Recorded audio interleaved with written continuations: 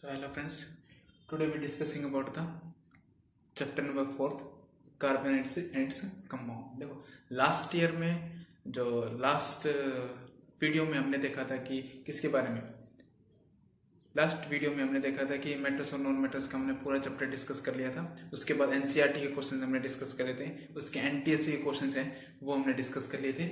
ठीक है, तो वो चैप्टर हमारा पूरे तरीके से हमारा कंप्लीट हो गया था। ठीक है, चैप्टर है वो पूरी तरीके से हमारा कंप्लीट हो गया था। उसके लास्ट ईयर के एनटीएससी क्वेश्चन हमने नोट कर लिए थे। ठीक है, लास्ट ईयर में जो भी हमने क्वेश्चन आए थे या प्रीवियस ईयर के जितने भी क्वेश्चन थे लगभग हमने सारे नोट कर लिए थे। ठीक है, नेक्स्ट चैप्टर आता है आपका कार्बन एंड इट्स कंपाउंड। ठीक है, तो carbon and its compound chapter number 4 था आपका केमिस्ट्री का।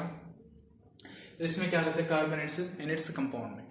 देखो कार्बन एंड इट्स कंपाउंड्स में सबसे पहले हमें पढ़ना है किसके बारे में, कोवलेंट बॉन्ड के बारे में पढ़ना है। इसमें किसके बारे में, कोवलेंट बॉन्ड के बारे में पढ़ना है। इसमें क्या है, देखो कार्बन एंड इट्स कंपाउंड्स का चैप्टर का नाम है।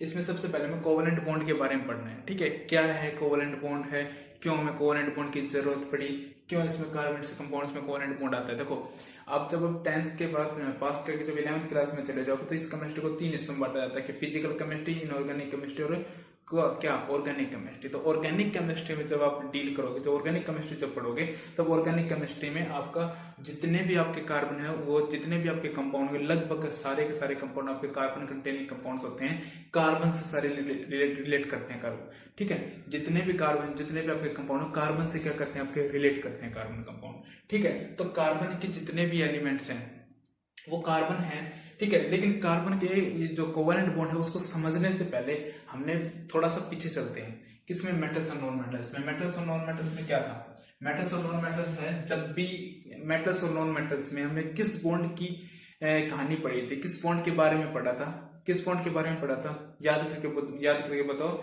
आयनिक बॉन्ड के बारे में हमने पढ़ा था। किसमें, आयनिक बॉन्ड के बारे में पढ़ा था। किसमें, मेटल्स और नॉन मेटल। जब भी मेटल्स आपका नॉन मेटल के साथ रिएक्ट करता है तब हमें हमेशा आयनिक बॉन्ड की फॉर्मेशन बनती है। कैसे बनती थी वो देखते हैं। जैसे मान लो आपका सोडियम था, ठीक है, सोडियम कंपाउंड था एक। ठीक है, अभी कुछ लिखना नहीं है आपको, जब लिखना होगा जब मैं आपको बता दूंगा, अभी सिर्फ समझा रहा हूँ क्या है क्या नहीं है। ठीक है जी, सोडियम है, सोडियम की वैलेंस शेल में कितने इलेक्ट्रॉन्स होते हैं। देखो सोडियम का एटॉमिक नंबर कितना होता है, सोडियम का एटॉमिक नंबर 11 होता है। तो उसमें क्या लिखेंगे, 2, 8 और 1। तो इसकी वैलेंस शेल में कितने इलेक्ट्रॉन्स हैं, 1। तो इसके इलेक्ट्रॉन डॉट स्ट्रक्चर मैंने आपको बताया था हम कैसे करते हैं। एनसीईआरटी के जब हम क्वेश्चन सोल्व कर रहे थे जब आपको बताया था कि सोडियम की वैलेंस शेल में कितने इलेक्ट्रॉन है, जितने वैलेंस शेल में इलेक्ट्रॉन्स हो उतने ही आउटपुट वहां पे क्या लगाते हैं, हम डॉट लगा देते हैं। ठीक है, प्लस क्लोरीन की वैलेंस शेल में कितने इलेक्ट्रॉन्स होते हैं भाई, यहाँ पे कितने हैं, 2, 8 है और यहाँ पे कितना है, 7 है। तो यहाँ पे 2, तो 4, तो 6, 1, 7। होता क्या था वहां पे कि भाई यहाँ पे सोडियम को ऑक्टेट में कंप्लीट करने के लिए एक इलेक्ट्रॉन क्या कर देगा, ये लॉस कर देगा। क्लोरीन को ऑक्टेट में कंप्लीट करने के लिए एक इलेक्ट्रॉन को क्या कर देगा, गेन कर देगा। तो ये Na है वो क्या कर देगा, लॉस कर देगा, क्लोरीन एक इलेक्ट्रॉन ले लेगा। तो हमारे पास किसकी फॉर्मेशन हो जाएगी, NaCl की फॉर्मेशन होगी। सोडियम क्या आपका मेटल है और क्लोरीन क्या आपका नॉन मेटल है, और दोनों के बीच में जब मेटल आपका नॉन मेटल के साथ रिएक्ट करता है तो दोनों के बीच में जो बॉन्ड बना था वो क्या था आपका आयनिक बॉन्ड की क्या होती, फॉर्मेशन होती है।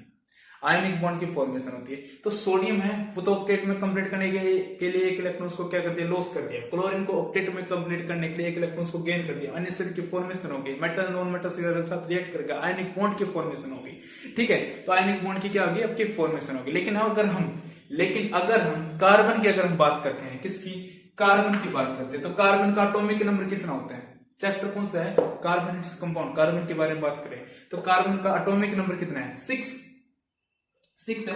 तो 2 लिखूंगा और 4 लिखूंगा। तो इसकी वैलेंस शेल में कितने इलेक्ट्रॉन्स हैं, 4। भाई कार्बन की जो वैलेंस शेल में कितने इलेक्ट्रॉन्स हैं, 4 वैलेंस शेल में इलेक्ट्रॉन्स हैं। कितने हैं, 4 वैलेंस शेल में इलेक्ट्रॉन्स हैं। ठीक है, अब देखो ये, अब इसके पास 4 वैलेंस शेल में इलेक्ट्रॉन्स हैं।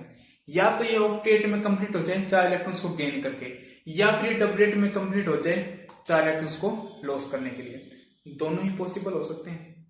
4 इलेक्ट्रॉन्स मान लो ये क्या करता है, 4 इलेक्ट्रॉन्स अगर ये क्या करता है, लॉस करता है 4 इलेक्ट्रॉन्स, 4 इलेक्ट्रॉन्स अगर ये क्या करता है, लॉस करता है, तो कार्बन पे 4 पॉजिटिव चार्ज आ गया। ठीक है, तो ये डबलेट में कंप्लीट तब भी स्टेबल ही है। अगर मान लो कार्बन है और 4 इलेक्ट्रॉन्स क्या करते हैं, अगर गेन करता है तो कार्बन पे 4 नेगेटिव चार्ज आ गया।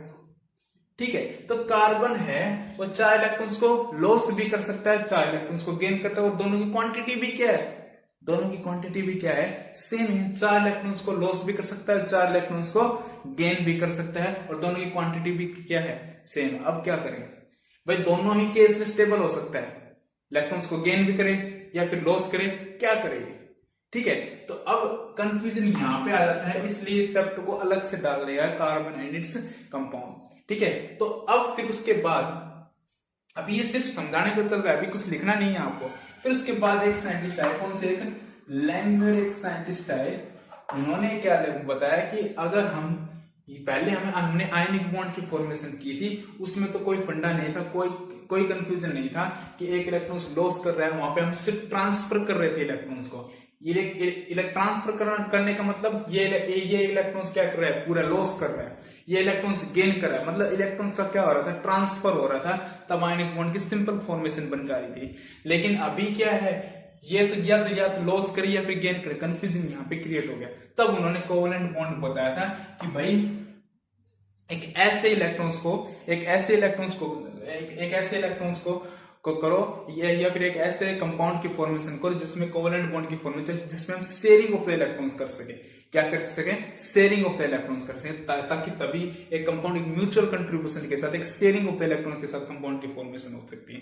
जैसे फॉर एग्जांपल लिखूं, जैसे मान लो हाइड्रोजन है, हाइड्रोजन के वैलेंस सेल में कितने इलेक्ट्रॉन्स है, एक वैलेंस सेल में इलेक्ट्रॉन होता है, तो यहाँ पे इसका एक वैलेंस सेल में इलेक्ट्रॉन निकाल दिया। ठीक है, हाइड्रोजन, दूसरा हाइड्रोजन दिखाता हूं, तो एक वैलेंस सेल में इसमें वैलेंस सेल में एक इलेक्ट्रॉन, इसका वैलेंस सेल में इलेक्ट्रॉन होता है।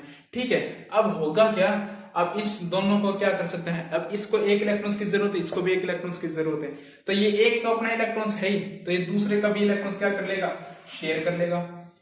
इस वाले के पास अपना इलेक्ट्रॉन तो है ही, इसके वाले के पास भी क्या कर लेगा, शेयर कर लेगा, ये दोनों इलेक्ट्रॉन आपस में शेयर कर लेंगे।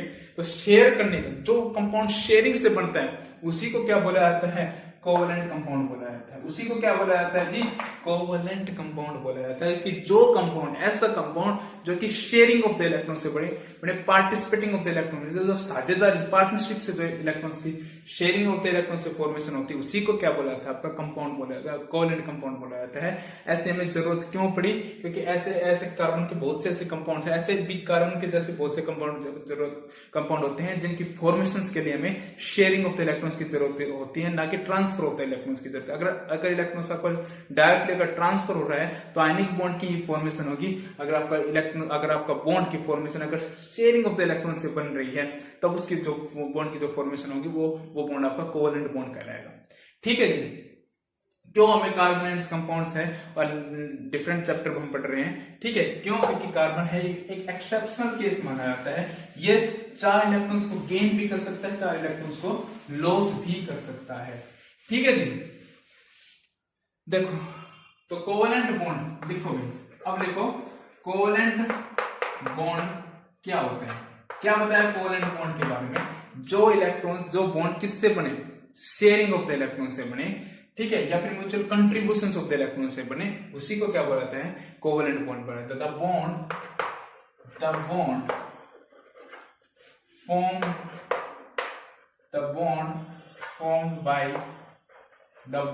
formed by mutual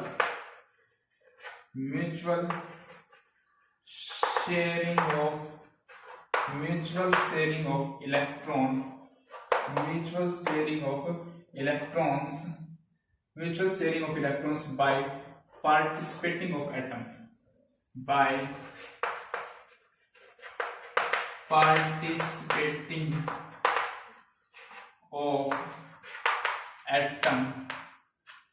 are called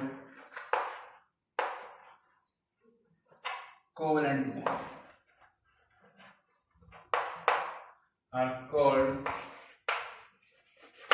bond.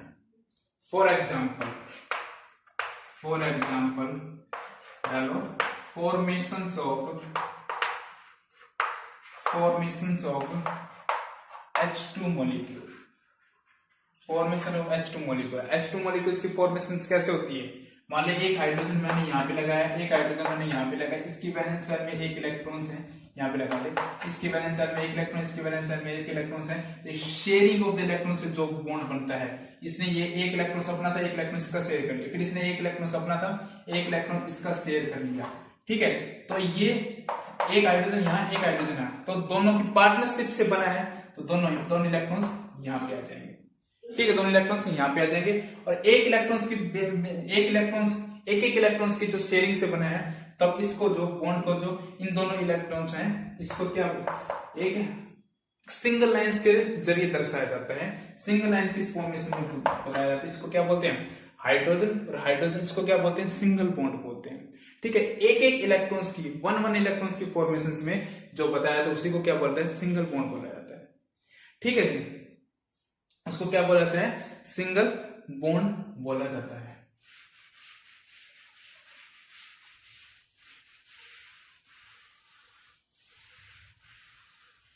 ठीक है, इसके नीचे लिखो the participating of atom, the participating of atom sharing by one electron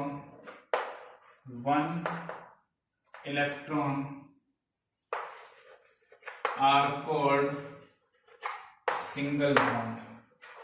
उसको क्या बोलोगे आप, सिंगल बॉन्ड बोलोगे, और इसको क्या बोलते हैं, इस तरह से हम बताते हैं सिंगल बॉन्ड को, ठीक है जी। The participating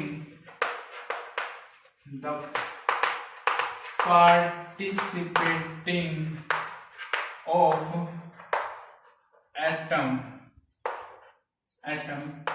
sharing by two electron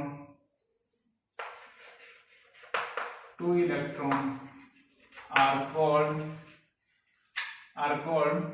double bond।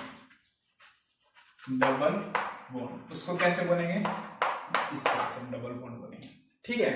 Similarly sharing bye 3 electron, अगर पार्टिसिपेटिंग एटम अगर 3 इलेक्ट्रॉन्स को शेयर करता है, आर कॉल्ड, उसको क्या बोलोगे आप, are called triple bond. 3 line आएंगे ट्रिपल बॉन्ड्स में, ठीक है। एग्जाम्पल के जरिए हम नेक्स्ट वीडियो में पढ़ेंगे कैसे कैसे आपके सिंगल बॉन्ड की फॉर्मेशन होती है, कैसे आपकी डबल बॉन्ड की फॉर्मेशन होती है, कैसे आपकी सिंगल बॉन्ड की फॉर्मेशन होती है। कार्बन एंड कंपाउंड है, ठीक है। आज हमने स्टार्ट किया था, ज्यादा कुछ हमने नहीं पढ़ा है कि कार्बन एंड कंपाउंड है, कैसे कैसे इसकी शुरुआत हुई, क्यों इसकी शुरुआत हुई। पहले हमने आयनिक बॉन्ड पढ़ा, आज हमने कोवेलेंट बॉन्ड पढ़ा। कोवेलेंट बॉन्ड हमेशा शेयरिंग ऑफ द इलेक्ट्रॉन से बनता है, उसी को हम कोवेलेंट बॉन्ड बोलते हैं, ठीक है। हमारे सिंगल बॉन्ड भी हो सकते हैं, डबल बॉन्ड भी हो सकते हैं, ट्रिपल बॉन्ड भी हो सकते हैं, ठीक है। एग्जाम्पल के जरिए हम सिंगल बॉन्ड तो हमने देख लिया, बाकी और भी हम कल बहुत सारे एग्जाम्पल करेंगे कैसे हमारे सिंगल बॉन्ड की फॉर्मेशन होगी, 2 कंपाउंड्स, 2 एटम्स के बीच में, कैसे हमारी डबल बॉन्ड की फॉर्मेशन होगी और कैसे हमारी ट्रिपल बॉन्ड की फॉर्मेशन होगी। Okay, thank you so much.